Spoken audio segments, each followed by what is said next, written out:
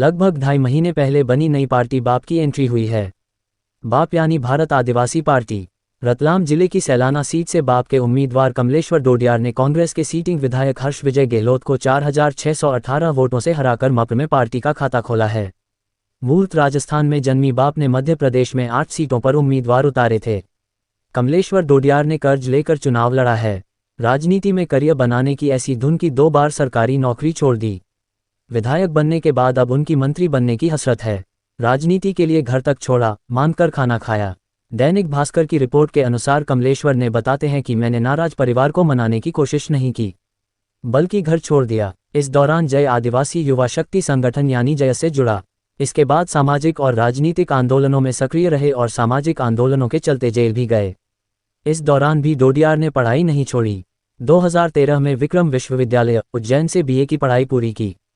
उस दौरान न तो रहने का कोई ठिकाना था, न ही खाने पीने का कोई बंदोबस्त। कई बार तो ऐसे हालात बने कि मुझे मानकर खाना पड़ा। इसकी वजह से परिवार पर समाज का दबाव भी बढ़ने लगा। सामाजिक आलोचना की वजह से 2015 में परिवार की नाराजगी दूर हो गई। 2016 में एक बार फिर सरकारी नौकरी छोड़ी कमलेश्वर बताते हैं। कमलेश्वर डोडियार ने 2008 से तय कर लिया था कि राजनीति ही करूंगा। इसी के जरिए समाज में सक्रिय भूमिका निभाए और बदलाव लाना शुरू किए। दिल्ली विश्वविद्यालय के लॉ कैंपस से एलएलबी में प्रवेश लिया है। केवल 2 पेपर अभी बाकी हैं।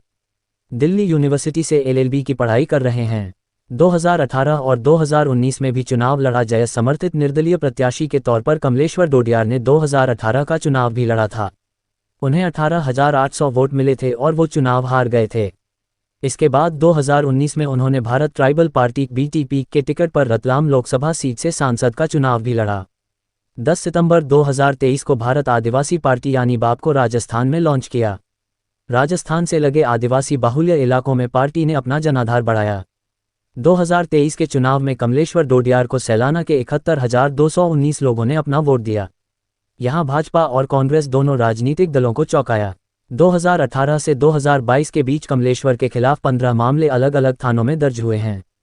ये मामले रतलाम के अलावा झाबुआ, नीमच और इंदौर जिलों के थानों में भी दर्ज हैं। इसमें रासुका और जिला बदर की कार्यवाही भी शामिल है।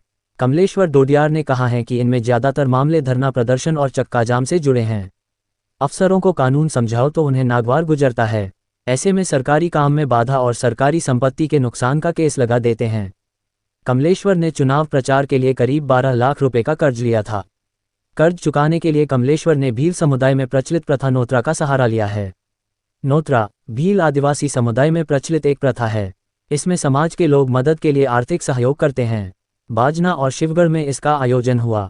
वहीं ऑनलाइन और ऑफलाइन भी इसके लिए सहयोग मांगा गया। कमलेश्वर की उम्मीद है कि समाज की मदद से उनका कर्ज चुकता हो जाएगा।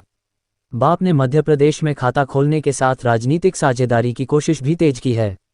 कमलेश्वर डोडियार का कहना है कि उन्होंने पार्टी पदाधिकारियों से चर्चा की है।